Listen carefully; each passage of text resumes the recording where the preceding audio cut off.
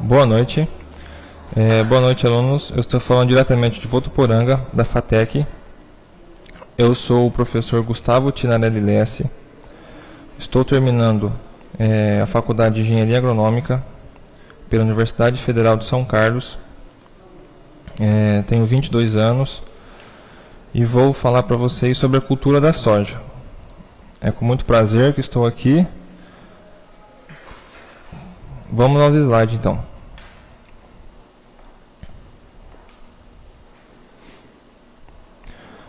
Bom, a cultura da soja, no próximo slide, ela é classificada como a família da fabácea. Antigamente era conhecida como a família da leguminosa, porém hoje ela é conhecida como família da fabácea. Então, se alguém perguntar para vocês, vocês sabem que atualmente ela é conhecida como a família da fabácea. E o nome científico da soja é Glycine max. Tá? Vou passar. Eu dei uma olhada na apostila de vocês. É uma apostila bem didática. Achei bem legal o conteúdo. Porém, ela se trata muito de assuntos de química e fertilidade do solo. Vou dar uma aula só sobre a apostila de química e fertilidade do solo, mas vou trazer outros assuntos específicos da cultura, dados atuais, problemas enfrentados em campo atualmente, para vocês. A primeira referência da soja foi há 5.000 anos atrás, lá na China. Ela é originária da China, o pai da agricultura chinesa que descobriu a soja e que se começou a cultivar os grãos como alternativa de abate animal. A alimentação animal foi o primeiro foco da soja. Nem era alimentação humana, só animal. A origem da soja se deu na China, ao decorrer as margens do rio Yangtze, pegando todo o país da China. É uma região fria. A cultura da soja começou de forma rasteira, não era a soja que nós conhecemos hoje, uma soja ereta, de porte aí de uns 60 até 1 metro de altura. Antigamente eram culturas rasteiras, e ela chegou onde chegou hoje devido ao melhoramento genético. Pesquisadores foram cruzando variedades antigas e que chegou no que conhecemos hoje, na soja de hoje. Uma produção altíssima, que nem vocês conhecem, porte ereto, vistoso. Então é devido ao melhoramento genético que temos a soja de hoje. Passando no próximo slide, vemos a história da soja. Como que se deu a importância da cultura para o ser humano? Já há 200 anos antes de Cristo, o grão era a matéria-prima essencial para a produção de tofu. Tofu é tipo um queijo feito de leite de soja. Um alimento muito rico em proteína. E, além disso, usava também como fazer pão, óleo. Na época, era considerado como uma moeda de troca. Ou as pessoas compravam a soja à vista, pagando em dinheiro, na moeda da época, ou as pessoas trocavam por outras mercadorias entre si. Já no próximo slide, mostra que há 5.000 anos atrás, de novo, começou a cultura da soja, que conhecemos atualmente. Como eu disse, eram plantas rasteiras que se desenvolviam ao longo dos rios.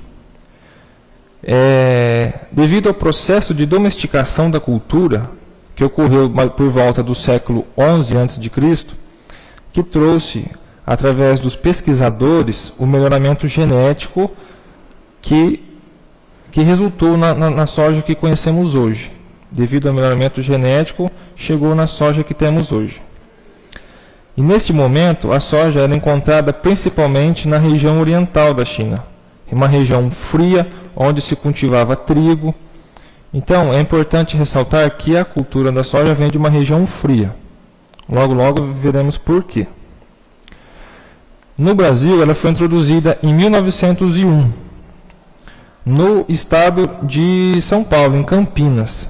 Na Estação Agropecuária de Campinas foi implantada a primeira lavoura de soja no Brasil. Só que aqui no nosso estado ela não se deu muito bem, porque foram sementes trazidas, vindas da China. Então, a soja veio de uma região fria para uma região quente do nosso estado, onde ela não se adaptou bem. Por que ela não se adaptou bem? As condições climáticas e pluviométricas não eram as mesmas que tinham lá na região da China. Então, o que fizeram? A soja ela foi para o Rio Grande do Sul, onde tinha um clima, o clima próprio. Em 1914 que ela foi levada para o Rio Grande do Sul, em regiões frias, parecidas com as regiões da China. Mas, antes disso, a soja ela foi para os Estados Unidos. Esse é o caminho da soja. Da China, ela foi para os Estados Unidos. Dos Estados Unidos, ela desceu para o Brasil, veio em Campinas, mas não se deu bem, então foi para o Rio Grande do Sul, onde ela se adaptou bem. E com isso, começou-se a desenvolver o melhoramento genético para que desenvolvesse uma soja que fosse para outros estados do país. Já na década de 70, aqui no Brasil, a soja se tornava a principal cultura do agronegócio brasileiro. Como vemos no próximo slide, em 1970 para 1979, ela pulou de 1,5 milhão de tonelada para 15 milhões de tonelada. Em 9 anos, ela aumentou 10 vezes a produção no nosso país. No próximo slide, a soja pode ir além dos resultados da região sul devido ao desenvolvimento de cultivares adaptados a clima quente. Porém, o plantio direto foi algo que trouxe muito benefício e que fez com que a soja se instalasse no nosso país, principalmente na região centro-oeste. Por que o plantio direto na região centro-oeste? Lá na região centro-oeste são áreas muito grandes, fazendas enormes. E vocês imaginam eles preparando o solo todo ano, gradeando, subsolando, gasto que tem com isso. Maquinário, depreciação de maquinário, pessoas, mão de obra tem que ser muito especializada. Há gastos com óleo diesel, poluição ambiental. Então, o plantio direto trouxe um benefício enorme, não só para a questão ambiental, mas para a cultura da soja, onde você cultiva outras culturas anteriores e sobre aquela palha, sem algum revolvimento nenhum, você já instala a cultura. A soja se deu muito bem nesse cultivo e está dando até hoje. Além disso, do plantio direto, a rotação de cultura trouxe um benefício enorme para a cultura da soja.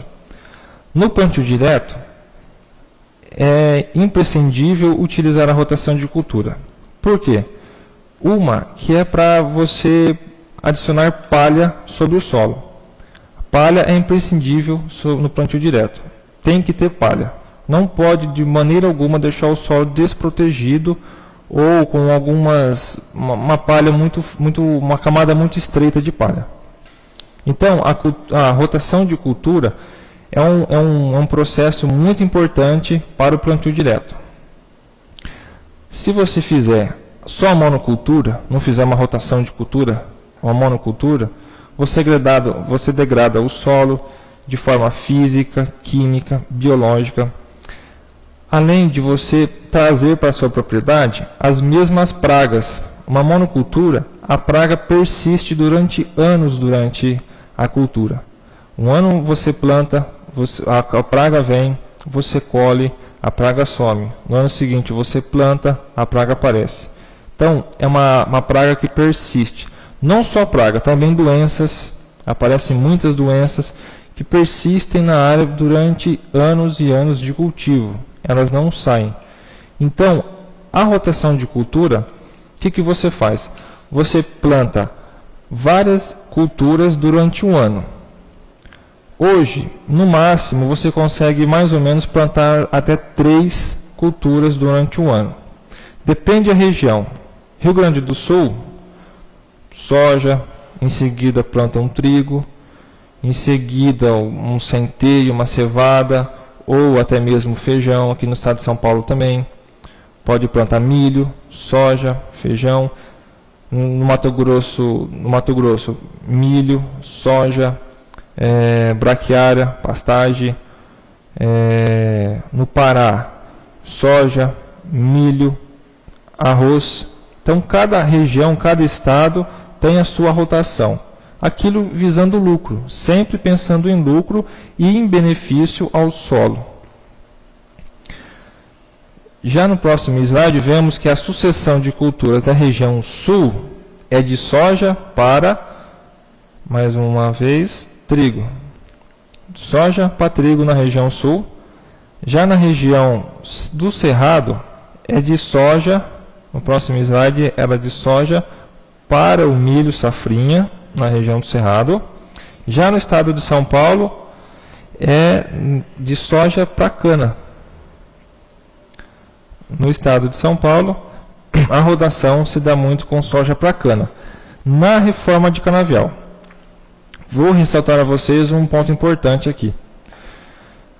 Quando está se cultivando um canavial, tem um herbicida muito importante em que ele deve ser usado até no máximo no terceiro corte da cana. O princípio ativo desse herbicida chama tebuturon. Ele não deve ser usado nos últimos anos do canavial. Por quê? Porque se ele for usado nos últimos anos de canavial, ele não vai ser totalmente degradado pelos micro-organismos do solo e ele vai ter um período de persistência no solo. Quando você entrar com o plantio da soja, não vai nascer nada.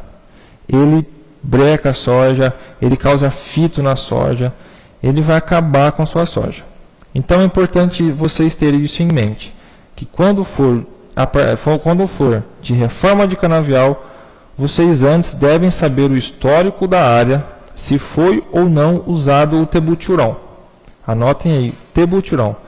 É um herbicida que deve ser usado até no máximo no terceiro ano do canavial.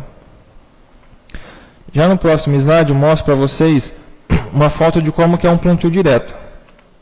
O plantio direto ele é muito variável, depende da cultura que você planta anteriormente. Tem culturas que dá mais palha no solo, tem cultura que dá menos. Tem cultura que forma alguma toceira, por exemplo, a braquiária. No milho fica aqueles comos de milho. Então, cada cultura varia de cobertura vegetal morta sobre o solo.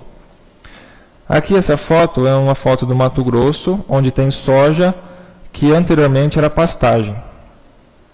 Percebe que tem algumas falhas, algumas áreas do solo que não tem palhada. Isso é comum, nada é perfeito, não fica aquela palhada perfeita durante toda a cobertura do solo. Existem sim algumas áreas com buracos de palha. Na próxima foto, mostra a vocês como é feito o plantio. O plantio, por que chama plantio direto? Porque é o plantio direto na palha, onde não há o revolvimento do solo. Aquele implemento ali é uma plantadeira plantando soja sobre a palhada de milho. Então percebem isso? Milho e braquiária. Percebem isso que o plantio se dá em cima da palhada. Percebe onde a máquina, o implemento passou. Não tem revolvimento, um rastro, marca de terra nenhuma. Esse é um plantio direto legal, bem conduzido, bem orientado de forma técnica. Já no próximo slide, eu mostro a vocês como que foi o caminhamento da soja no nosso país. Como eu falei para vocês, veio semente de soja dos Estados Unidos, de onde eram regiões frias, temperaturas baixas, que se instalou no Rio Grande do Sul, onde que ela se desenvolveu melhor do que nos demais estados. Percebe que em 1977, somente a região sul praticamente tinha soja. Alguns pedaços um pouquinho para cima do mapa, Mato Grosso do Sul, São Paulo, tinha alguns trechos, mas bem pouco. Mas principalmente a soja chegou no Rio Grande do Sul, Santa Catarina e Paraná. Em 2002, percebemos como que a soja subiu durante o mapa do Brasil. Já existem blocos fortes no Mato Grosso do Sul, São Paulo, Goiás, Pará, Amapá, Tocantins. A soja começou a subir. Por que isso? Volto a falar. Melhoramento genético é responsável pelo que vocês estão vendo. Sem melhoramento genético, não teríamos essa soja de hoje, essa produção, essa produtividade que temos hoje e os estados que a soja é cultivada hoje. Existem muita lavoura hoje lá no Pará, lá em cima. No próximo slide, a produção de soja por estado. É uma tabela, um gráfico de 2006, né, na média de 2004 a 2006, um pouco antigo, faz uns 6 anos, 7 anos, vai fazer 8 anos. Mas não mudou muito. Mudou aqui os números que vocês estão vendo embaixo. Mas a coloração do mapa, se vocês pegarem um de hoje, aí, vai estar praticamente isso. O Mato Grosso, disparadamente, é o maior estado de produção de soja do país. Seguidos aí de Mato Grosso do Sul, Goiás, Pará, também já tem grande produção. São Paulo, Paraná, já estão com estados bem produtivos. Aqui no próximo slide, ressalto a vocês, com um grifo em vermelho, mais um toque, os dois estados que cresceram de área. Os dois estados em que a porcentagem de aumento de área foi maior. Essa tabela aqui, antes de falar de vocês, desculpam, ela é da safra anterior. Eu peguei na Conab, essa tabela. Destacando aqui os estados da Bahia e do Mato Grosso, os estados que mais cresceram em produção de soja do país. O que vocês veem nisso? Eu vejo para vocês oportunidade de trabalho. Aqui estão os dois maiores estados de produção de soja do país, que devem ter campo para vocês enormes, gigantes para vocês trabalharem. Já na questão da produtividade, o estado que se mais destacou na última safra foi o estado de Goiás, onde ele subiu 40% a produção. Por que ele subiu 40% da produção? Tecnologia. A tecnologia é o resumo desses dados que vocês estão vendo no estado de Goiás. 40%. É muita coisa. De 2.000 quilos por hectare de produtividade foi para 3.000 quilos por hectare. É muita coisa. Isso se resume em tecnologia. Desenvolvimento de variedade, produtos, produção, adubação, maquinários próprios, bem tecnificados, com sensores de plantio, de espaçamento, de profundidade.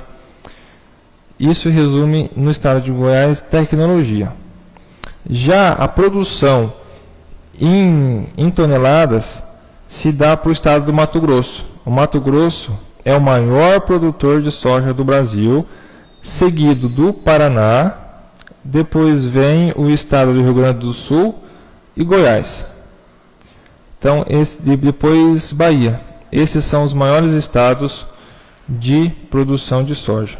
Uma oportunidade imensa de trabalho para vocês.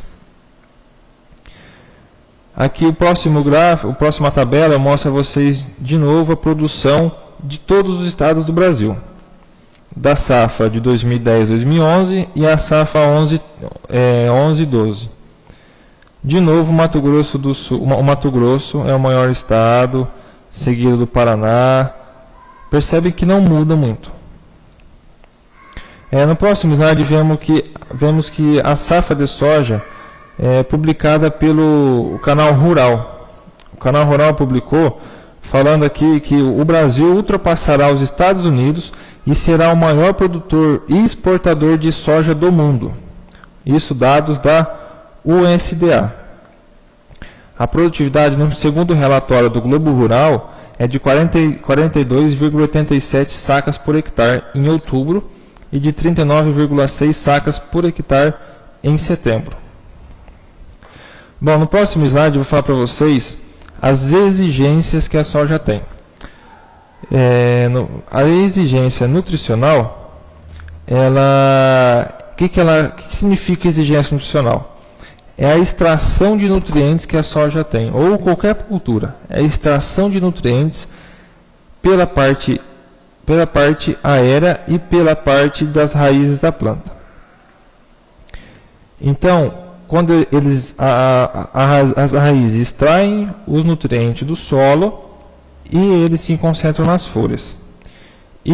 Esse estudo, para chegar nisso que vocês estão vendo, que o maior nutriente extraído é o nitrogênio, seguido do potássio, enxofre, cálcio, magnésio e fósforo, é devido à pesquisa, primeiramente pesquisa, onde eles coletavam a parte aérea da planta, secavam e extraíam os nutrientes. Descobriu-se que o maior nutriente extraído pela soja é o nitrogênio, o segundo é o potássio, o terceiro o enxofre, quarto cálcio, quinto magnésio, seguido de fósforo.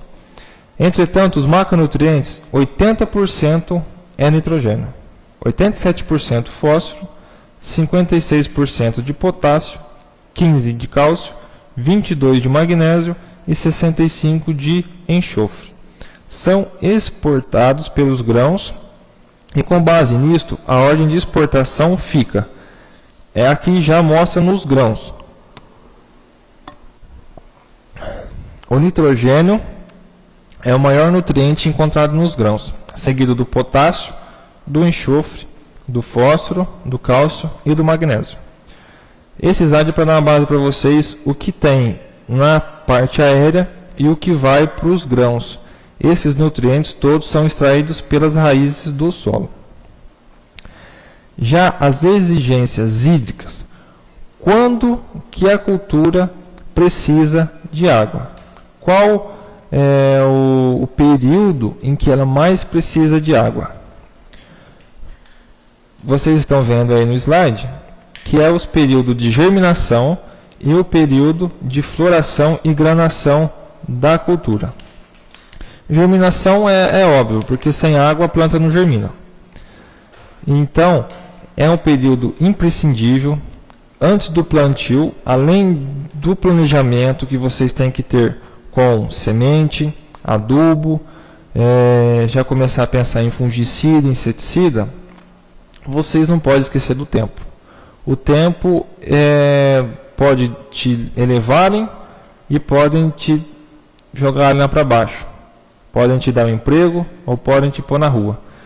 Olhar o tempo é um papel fundamental do nosso profissional. Nosso técnico agrícola, engenheiro agrônomo, tem que estar diretamente ligado e antenado como está o tempo. Existem vários sites aí na web que vocês buscam informações, bastam ser fontes confiáveis e fazer o planejamento de chuva. Outra fase crítica que a soja tem que ter água é na fase de floração e de enchimento dos grãos. A floração por quê? Porque se não chover quando a soja começa a ter o estímulo para florescimento, ela aborta as suas flores. Abortando as flores não tem vagem. Além disso, na fase de vagem, de enchimento dos grãos, o que faz com que os grãos formem com vigor, água. Tem que ter água na época de enchimento dos grãos. Já aqui no próximo slide, a marcha de absorção. Quando que a cultura absorve os nutrientes? Definição: o que é marcha de absorção? É a curva de acúmulo de nutrientes na planta, indicando a fase de desenvolvimento que apresenta maior exigência de determinado nutriente ao longo do período da cultura. A curva de marcha de absorção é aquela curva em que aumenta a taxa de nutriente. Vocês vão ver no próximo slide que a absorção de nutrientes pela soja é medida pela quantidade acumulada nas folhas e nos caules das plantas. É uma curva crescente, sempre crescente, até atingir um ponto máximo de acúmulo, que é aproximadamente 75 dias. Então, Com isso, temos uma base até qual dia que a cultura extrai a maioria daqueles nutrientes que eu mostrei anteriormente. O fósforo, potássio, nitrogênio, cálcio. Essa curva é sempre crescente. Por quê? Porque a soja começa pequenininha e vai desenvolvendo, então aumenta a exigência de nutrientes. Daí o acúmulo é crescente, daí o acúmulo é decrescente, desculpa, o acúmulo começa até um pico de 75 dias e ele começa a decrescer. Por quê? Porque a cultura já começa a se estabilizar, ela já fica uma planta adulta, onde ela já começa a fase reprodutiva, ela paralisa o seu crescimento de uma certa forma, mas continua crescendo ainda, mesmo com a floração e enchimento dos grãos, a soja continua crescendo, ela é de crescimento indeterminado, então ela vai continuar crescendo mesmo estando em período de reprodução. E aí começa a translocação de nutrientes dentro da planta, que os nutrientes começam a translocar para os grãos. Então por isso que é uma fase muito importante para a chuva. Por quê? Porque é através da água que os nutrientes vão translocar dentro dos vasos condutores das plantas. Já no próximo slide eu mostro a vocês como que se dá uma curva de absorção. Essa curva ela começa lá embaixo e vai crescendo, crescendo, crescendo até chegar num ponto máximo. Onde é o ponto máximo? É o ponto de enchimento dos grãos, ou seja, é a fase reprodutiva da planta. Porém, no meio desse período, tem um ponto de inflexão que é chamado, que é quando a planta começa a florescer. A planta começou a florescer, é o pico, entre o pico e o início, é no meio certinho, que dá por volta aí de uns 54 dias. Já o ponto máximo de absorção, que é no enchimento de grãos, onde a soja extraiu todos os nutrientes necessários para o seu desenvolvimento e sua reprodução, se dá por volta de 83 dias. A marcha de absorção é o ponto máximo de acúmulo que compreende da floração ao enchimento das vagens. Constitui o período crítico. É um período crítico da cultura, onde a carência nutricional pode reduzir drasticamente a sua produção. Qualquer nutriente que falta no seu solo e que a planta necessita, sua produção vai cair com certeza. A aplicação de nutrientes para as plantas deve ser efetuada após o ponto de inflexão, que ocorre ao início da floração. Então, caso houver alguma deficiência de nutriente na planta, após o ponto de inflexão, que é a floração, você deve entrar imediatamente com a adubação complementar. Vamos agora aprender um pouco sobre o ciclo fenológico da cultura da soja. Os estádios fenológicos é o sistema proposto por Ferrer e Cavinis em 1977. Os estádios de desenvolvimento da soja em estádios vegetativos e reprodutivos. O que eles fizeram? Esses autores dividiram o ciclo todo da soja em dois estádios. O estádio vegetativo e o estádio reprodutivo. Os estádios são designados pela letra V, V de vegetativo, e R de reprodutivo. Com exceção dos estádios iniciais, que é o VE, que é o V que de vegetativo ainda, emergência. Então, quando a planta começa a sair do solo, é o VE. É o estádio vegetativo de emergência. Após aquilo, quando as folhas cotiledonares começam a subir, já é considerado como VC, que é o estádio vegetativo de cotiledone. As letras V e R são seguidas pelos índices numéricos que identificam os estádios específicos nessas duas fases do desenvolvimento da planta. Aqui estão duas fotos mostrando. A primeira foto de cima mostra o VE, que é o estádio de de emergência, quando a planta sai do solo, quando ela aparece fora do solo. Já na foto de baixo é o VC, quando os cotilédonos já estão expostos, começam a se distanciar, começam a se abrir, é o VC. Na próxima foto mostra bem didaticamente a emergência dos cotilédonos. Percebem que ao VE, os cotilédonos ainda estão formados, estão começando a se abrir, de uma profundidade ideal de plantio. Depois começa o VC, que é o estágio de cotilédone da planta. Começa a sair uma folhinha no meio ali. Já no próximo slide, vemos que a soja se encontra em outro estágio. Os estádios são determinados ou você determina os estádios pelos trifólios, pelas folhas, pelas trifoliares, ou pelos números de internódios. Por que é importante saber isso?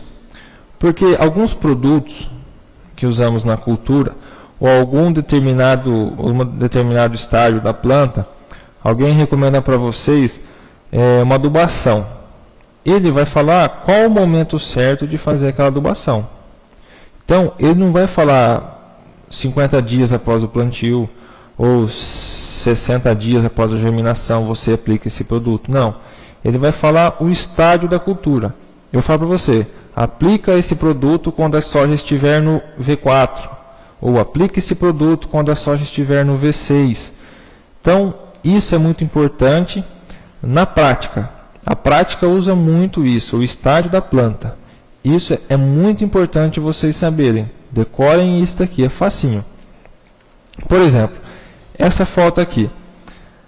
Percebe que lá embaixo estão os cotilédones ainda. Eles não se secaram, estão verdes ainda.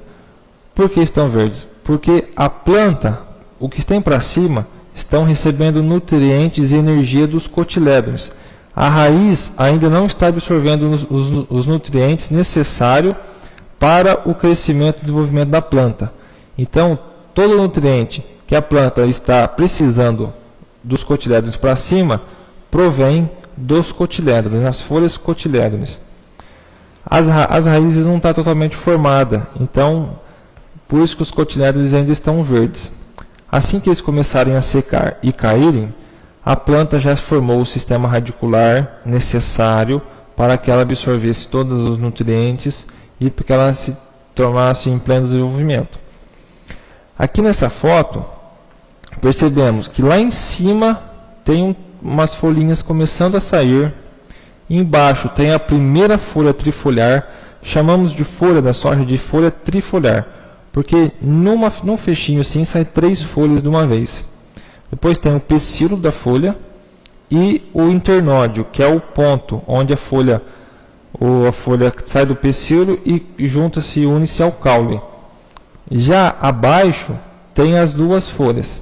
Essas 2 folhas, uma para lá, uma para cá, saíram de quando os cotilédones se abriram. Quando os cotilédones se abriram, vimos agora nas fotos anteriores, quando os cotilédones abrem, elas emitem essas 2 folhinhas. Após a emissão dessas 2 folhinhas, forma essas 2 folhas aqui embaixo que está no meio da foto. Já as 3 folhas abertas é a primeira trifólia. Então, aqui no caso, essa foto, a soja se encontra no estágio V2. Por que V2? Vamos passar para o próximo slide, fica mais fácil. O VE, já falei para vocês, o VC também. O V1, por que V1? Que é o primeiro nó. A planta tem um primeiro nó. E ela tem folhas unifoliadas completamente desenvolvidas. Folha unifoliada são aquelas 2 folhas que eu acabei de falar para vocês, que na foto anterior estava no meio. São as primeiras folhas que saem após a abertura dos cotilédones. É o seguinte, ou vocês decoram o V e o número em seguida pelos números de internódios. Por exemplo, o primeiro nó chama-se de V1. Segundo nó chama-se de V2. Então, quantos nós tiverem as plantas, a planta da soja, é o V número da frente.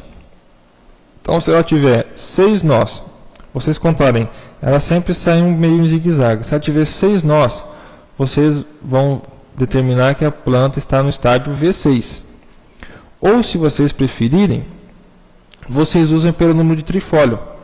O número de trifólio é sempre 1 a mais. Então, se tiver um trifólio aberto, mais 1 dá 2. Então, a planta está no V2. Suponhamos que a planta tem 5 trifólios. 5 trifólios, vocês contam 5 trifólios abertos. Então, 5 mais 1, 6, V6. Tanto faz vocês decorarem. O importante é que vocês saibam disso, que isso é muito usado na cultura, na prática.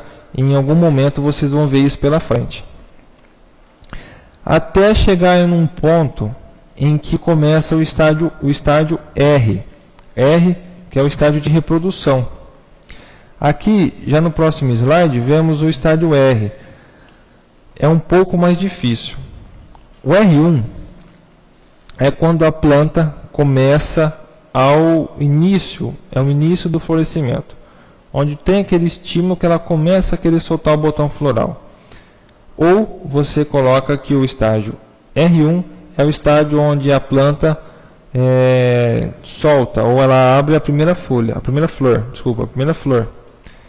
É difícil, para quem tem prática com isso, sabe o quanto que é difícil você ver uma florzinha num pé de 1 metro, de 60 centímetros de altura, uma flor para você terminar que é o estágio R1. É um pouco difícil. O estágio V2, os estádios V são muito mais fáceis do que o R. Esse R não vai ter tanta importância em questão de aplicação. Tem alguns produtos que sim, mas a prática vocês vão pegar fácil, isso é muito fácil. Já o R2 é o florescimento pleno. Então, quando a planta está quase totalmente florida, vocês chamam de R2, que é uma flor aberta num dos 2 últimos nós, tem uma definição, mas é um florescimento pleno, onde todos os botões florais estão formados, querendo se abrir. Já o R3 é o início da formação da vagem, onde começa a assumir as flores, começam a secarem as folhas, as flores, e começam a querer soltar as vagens. É o início da liberação das vagens, né? A vagem com 5 milímetros de comprimento, num dos 4 últimos nós, já é mais complicada essa descrição aqui do lado. Mas o importante é vocês decorarem isso. O R1 é o início do florescimento. O R2, no florescimento pleno, onde toda a planta está com botões florais. R3, início da formação da vagem. Começou a formar as vagens, a soja está no R3. No R4, a vagem está completamente desenvolvida. Ela já chegou num tamanho, aí geralmente dá 3 sementes, 3 grãos por vagem, mais ou menos, depende a variedade. Mas o R4 é quando a vagem está totalmente desenvolvida, onde ela chega no seu máximo. Já o R5 é o início do enchimento dos grãos. Quando vocês percebem que começa a encher os grãos, é o R5. É um estágio da planta, o R5, muito crítico, onde deve se tomar muito cuidado, principalmente com percevejo. Principalmente percevejo. Tem algumas lagartas, mas o principal aqui nesse estágio R5 são os percevejos. Lagartas são mais perigosas nas folhas, no início do desenvolvimento, no estágio de vegetação, de vegetativo. Enfim, já no R6, é no grão cheio ou completo, onde o grão já está no seu máximo de desenvolvimento, com os grãos já bem cheios. vocês percebem ainda que nesse estágio os grãos não se formam assim tudo uniforme. A planta inteirinha fica bonitinha. Alguns ficam para trás, outros vão chegando, mas geralmente é isso. Quando as plantas estiverem com os grãos cheios e ainda verdes. Os grãos verdes, a vagem está verde ainda. Já no R7 é o início da maturação. Quando as folhas começam a secarem, a amarecerem, a planta começa a entrar em estágio de senescência, começa a querer secar a planta e os grãos. Já no estágio R8 se dá a maturação plena. No estágio R8, 95% das vagens já estão com coloração madura, quase próximo ao ponto de colheita. Coisa de mais uns dias já começa a colheita. Então, voltando de novo, relembrando. E isso é muito importante para vocês, vou voltar no slide. O estágio vegetativo tem o estágio VE, que é o estágio de emergência, onde os cotilédones acima da superfície do solo começam a sair do solo. No estágio VC, que é o estágio de cotilédone. O V1, de novo, ou vocês decoram pelo número de trifólio ou pelo número de internódio. Pelo número de internódio, vocês contam aquela inserção do pecíolo, tem a folha, a soja tem aquele galinho e já insere no caule. Ali é o internódio. Ou vocês contam pelo aquele número de internódio, que já vai dar direto no V o número da frente. Quantos internódios tiverem, é o número da frente do V. Ou, se não, vocês usam o número de trifólios, as folhas que têm 3 folhas. Vocês contam aquelas que estiverem totalmente abertas e veem qual o número das folhas abertas de trifólio e somam mais um. Quando vocês somam mais um, exemplo, tiver 5 folhas abertas, 5 trifólios abertos, mais um é o estágio V6. É simples, fácil, vocês vão encontrar isso muito. Então, por isso que eu estou voltando para relembrá-los. Já no estágio reprodutivo, tem desde o R1 até o R8. O R1, início do florescimento. Começou a florescer, R1. R2, florescimento pleno. A planta floresceu de cima e embaixo, florescimento pleno, R2. R3 é quando começa a formação das vagens. Quando se dá o início da formação das vagens. Começou a formar as vagens, é o R3. Já o R4 é quando as vagens estão completamente formadas. Só que ainda não começou a formação de grãos. Somente o comprimento e a largura da vagem. Já no R5, começa o início, o enchimento dos grãos. É um período muito crítico, principalmente com percevejo e água, chuva. Já no R6, os grãos estão cheios ou completos. Geralmente começa a soltar lá bastante pelo, fica uma vagem bem pilosa. Os grãos começam a ficarem duros, firmes. É um estágio também crítico para percevejo. Aqui é um estágio muito crítico para percevejo. Depois tem um R7, que é o início da maturação. A planta começou a entrar em estágio de maturação, já é o R7, onde as folhas começam a querer amarecerem, começa a secar algumas folhas, os ramos começam a secar, o caule da planta também. Já o R8 é o último estágio de reprodução da soja. É o estágio onde tem um florescimento, a maturação plena, onde 95% dos grãos ou da planta já está em fase de maturação, em cor de madura. Bom, no próximo slide, eu vou falar para vocês agora sobre a função e sintomas de deficiência de macronutrientes. O nitrogênio, começar pelo nitrogênio. A soja apresenta grande demanda por nitrogênio. Já vimos isso anteriormente. Devido ao elevado teor de proteína dos grãos, A soja é dada, o farelo de soja é dado para os bovinos, os gados. Por quê? Porque ele é riquíssimo em proteína. Então, um alimento utilizado proteico na forma de ração, quando vai se preparar ração para o gado, usa-se o farelo de soja, que ele é de 36 a 42% só proteína, é muito rico em proteína. Vou falar uma coisa para vocês. Quando vocês virem em algum lugar escrito complexo soja, geralmente é em questão de exportação, quando eles estão mostrando os dados de exportação do país, vocês veem lá milho, trigo, soja, complexo de soja. O que é o complexo de soja? O complexo de soja é a farelo de soja, o óleo de soja e a soja in natura. Esses três juntos dão o complexo de soja. Só por título de curiosidade.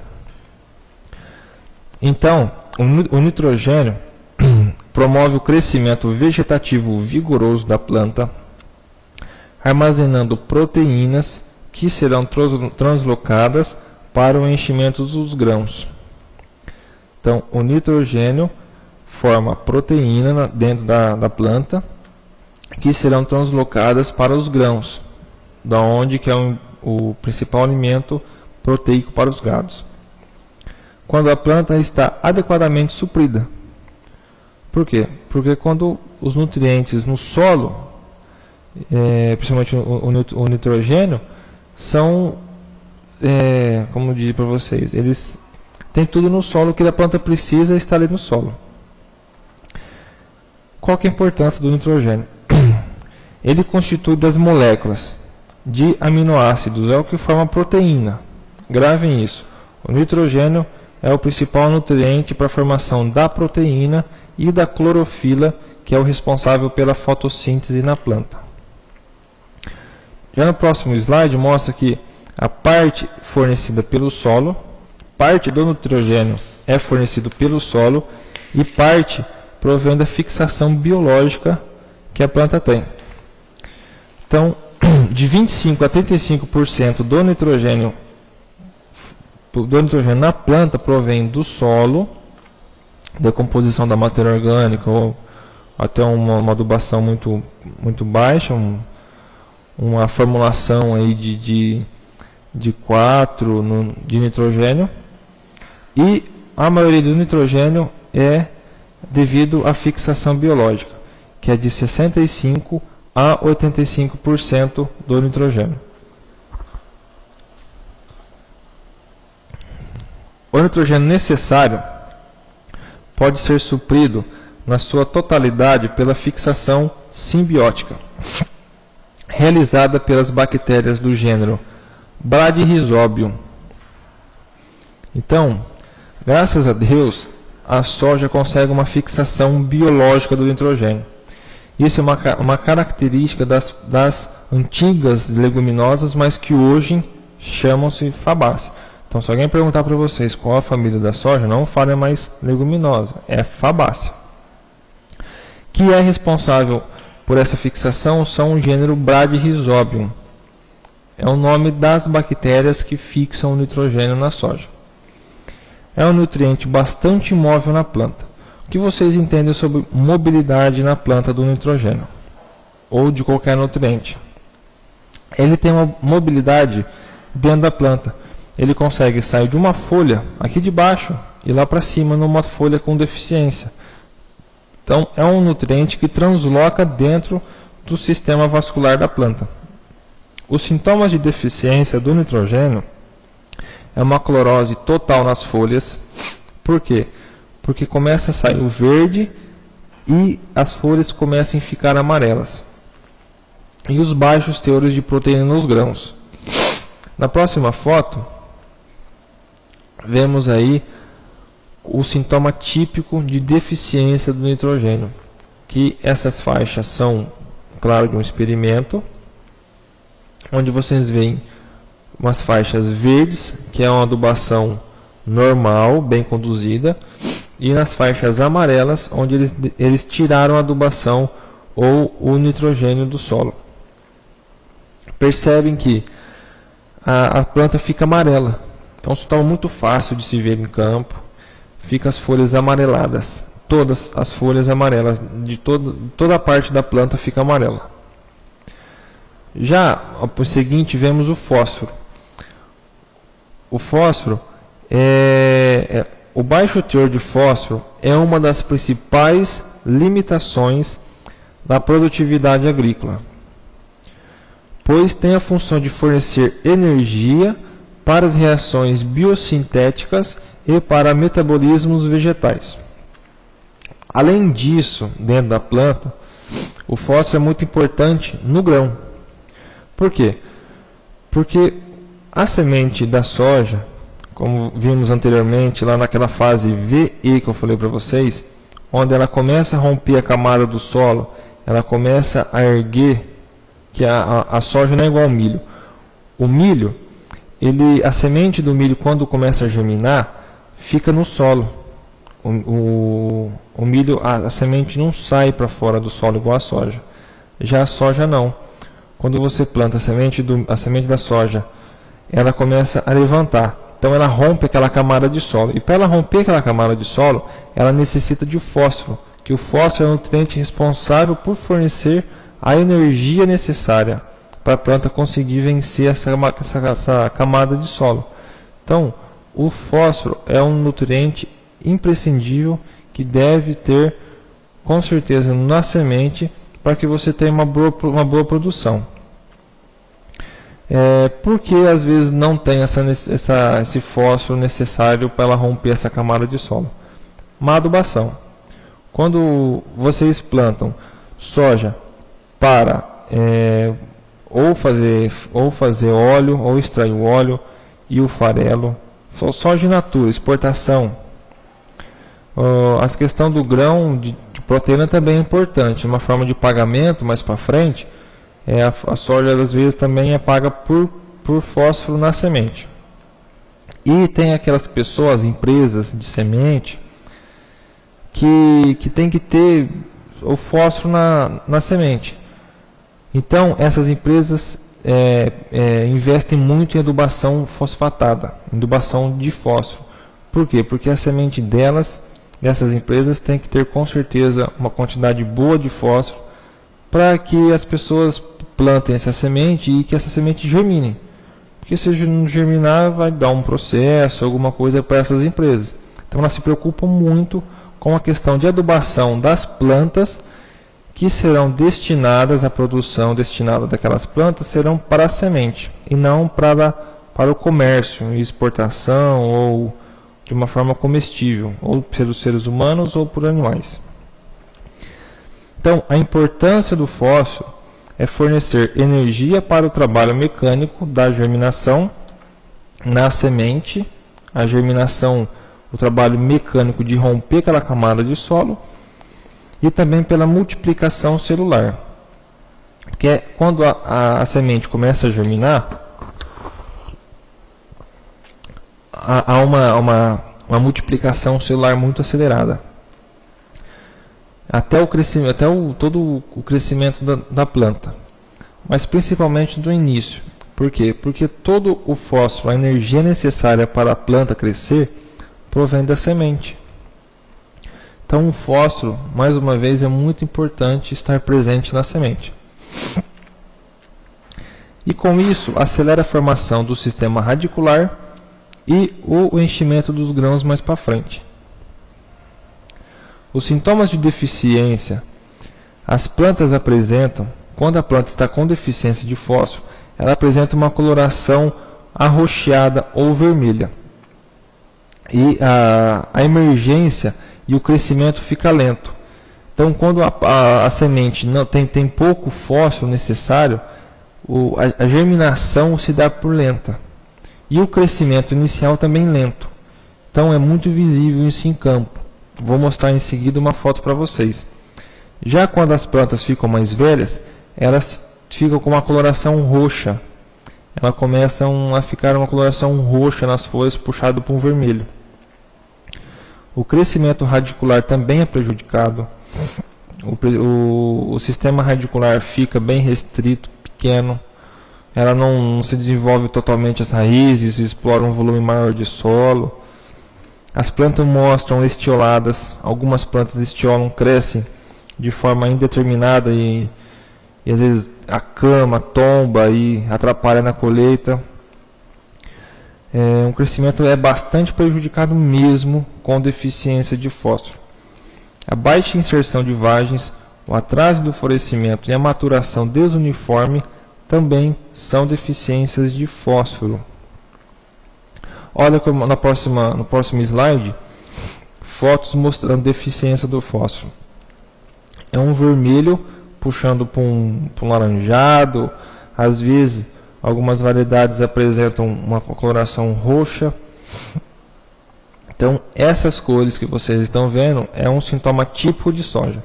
Isso em campo, assim como o do nitrogênio, é bem visível. Nenhuma outra deficiência de um outro nitrogênio, de um outro nutriente, deixa a planta com essa coloração. Como vimos, o nitrogênio fica uma coloração amarelada, toda a planta fica amarela, e no fósforo ficam umas folhas arroxeadas. E já embaixo é a questão da formação da planta, onde a planta fica pequena, com deficiência de fósforo. Essas plantas aqui no começo da foto de baixo, percebe que elas estão menores do que as de trás. As de trás só foram bem preparadas, foram adubadas corretamente com fósforo. Já as da frente não tem fósforo. Olha que diferença, imaginem que diferença vai dar isso na produtividade. São fotos que eu peguei da Embrapa Soja. No próximo slide, isso aqui é um resultado, é um dados de experimento, de trabalho científico que eu tirei, mostrando o total de vagens como adubação de fósforo. Aqui, percebem na primeira tirinha vermelha, o total de vagens com e sem fósforo. Sem fósforo, o total de vagem de uma planta foi de 44,5, 45 vagens por planta, quando você aduba sem fósforo. Já uma adubação correta de fósforo, você percebe que o total de vagens vai para 73 vagens por planta. Então imagine isso na questão de produtividade, quanto que vai dar de diferença na produtividade de uma planta com 45 vagens e uma planta com 73 vagens. Com certeza, a com fósforo vai dar uma produção enorme em relação a sem fósforo. Já na questão de grãos, quando trata-se de grãos, o total de grãos sem fósforo foi de 87 grãos por planta. E já com uma adubação correta de fósforo, no experimento mostrou que o número de grãos é de 136 grãos por planta. Uma diferença aí de 50 grãos por planta de uma planta adubada corretamente e uma planta incorretamente adubada. Já o fósforo nos grãos, a terceira tirinha em vermelho, mostra a importância que eu falei agora há pouco do fósforo nos grãos. A bem adubada mostrou 1,4 de fósforo no grão. Já a com adubação mostrou 4,4 gramas por quilo nos grãos.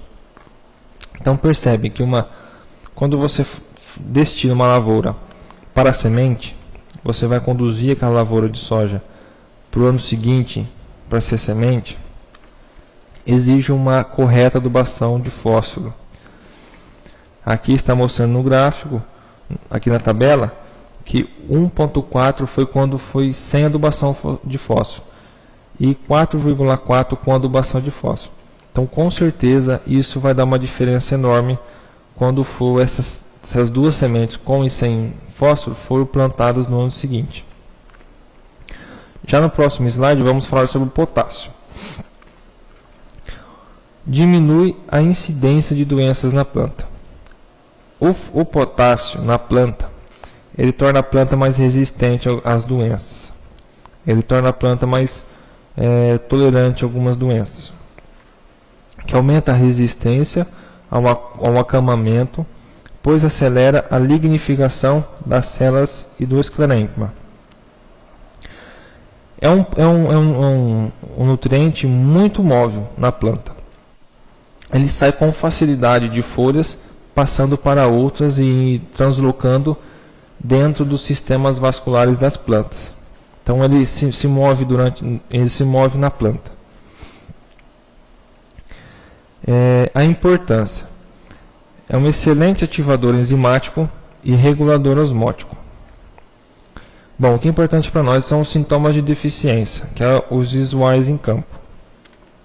Sintomas de deficiência: a clorose nas bordas das folhas velhas.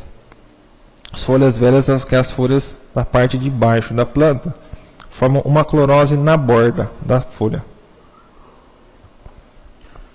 Seguido de necrose. Devido à formação de putrescina, a soja, quando entra em senescência, ela fica com a haste verde, o que prejudica a colheita. Por quê? Na próxima foto vemos uma soja com a haste verde. Vocês imaginam isso numa colheita. Quando a colhedora for entrar na área para colher a soja e tiver situações dessa, com a soja com caule verde, vai embuchar a máquina, vai dar um transtorno enorme para a colhedora. Vão ter grãos ainda verdes, que vai cair a sua qualidade dos grãos. Enfim, quando a gente não quer isso no campo, que é essas hastes verdes, tem que estar secas no todo. Toda a sua lavoura tem que secar uniformemente, de uma vez. Não ficar nesse aspecto de verde. Já na foto do lado, eu peguei na revista Plantio Direto, de 2012. Percebe a deficiência do potássio nas folhas. As folhas começaram ficarem amarelas. As folhas de baixo, as folhas mais velhas, percebe que é nas bordas. Isso está mais visível no próximo slide. No próximo slide, vejam vocês a foto de cima, o sintoma inicial da deficiência. A borda das folhas. Folhas de novo, ó, trifoliares, com a borda amarela, as bordas das folhas amarelas e o centro ainda está verde. Já em sequência, quando as plantas estão começando a amarelar, em sequência, elas começam a necrosar, começam a se quebrar. Então a folha começa já a se estilhaçar. Então esse é um sintoma crítico da deficiência de potássio.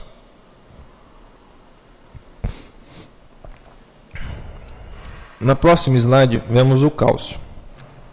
O cálcio é transportado no xilema de forma unidirecional sob o controle metabólico. A maior parte do cálcio na planta está na forma insolúvel em água. Ficam na forma insolúvel na água, ela não consegue dissolver dentro da planta. O que isso faz? Deixa o cálcio imóvel.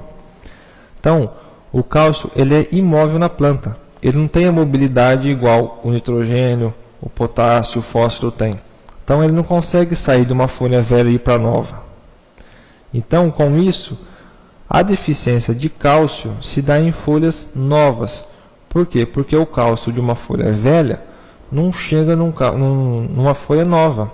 Então, a folha nova, ela fica com deficiência. É a folha que mostra deficiência de cálcio, são as folhas novas. Sintomas de deficiência do fósforo: a redução de crescimento do tecido meristemático no caule. Apresenta nas folhas das pontas da planta. Aparece primeiro uma clorose da margem das folhas novas e desintegração da parede celular. Então as folhas começam a se enrugar. No próximo slide vemos bem detalhado. Observem aí essa foto da Embrapa. São folhas novas dos ponteiros e elas começam a encarquilhar. O que é encarquilhar? Elas começam a se juntar assim as folhas. Não fica uma folha aberta vistosa. Ela começa a se juntar e fica um tecido mole. Uma folha fica muito mole. Isso é sintoma típico de deficiência de cálcio. Já na foto de baixo, vemos as partes moles, são tudo folhas novas. Então o cálcio, você vai ver deficiência de cálcio somente em folhas novas. Já no próximo nutriente é o magnésio. O magnésio corresponde a 2,7% do peso da clorofila. Clorofila esta que é muito importante para a fotossíntese em qualquer planta. Não só na soja, mas em todas as plantas, o responsável pela fotossíntese é a clorofila. Fazendo parte, o magnésio faz parte da composição química que está no cloroplasto. O cloroplasto forma a clorofila.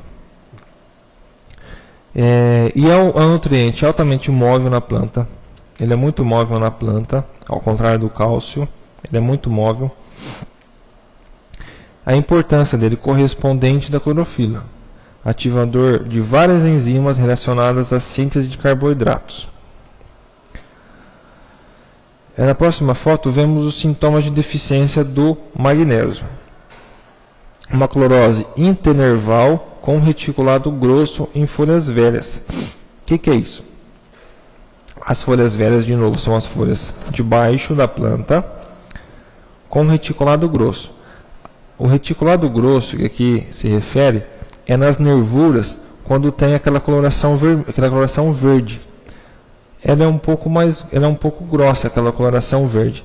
Então a amarela fica entre as nervuras da folha, ficando verde somente as nervuras da folha. A folha não fica totalmente amarela igual o nitrogênio. Percebe a diferença?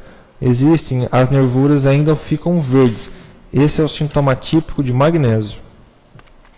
Já o enxofre, aproximadamente 90% do total de enxofre encontrado na planta estão na forma orgânica.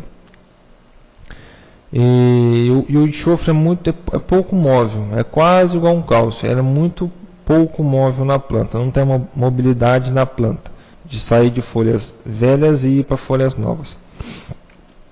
A importância do enxofre é que ele forma proteína, que é um nutriente muito importante para a cultura da soja.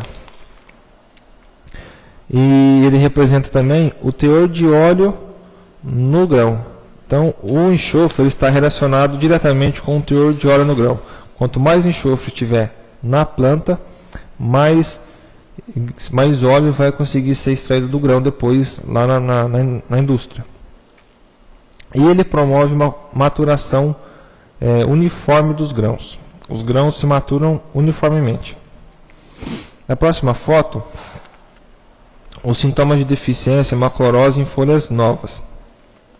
Então, de novo, forma um amarelecimento nas folhas de cima da soja, somente nas de cima. O nitrogênio é na planta toda. O enxofre é só nas folhas novas. Por quê? Porque ele é pouco móvel na planta.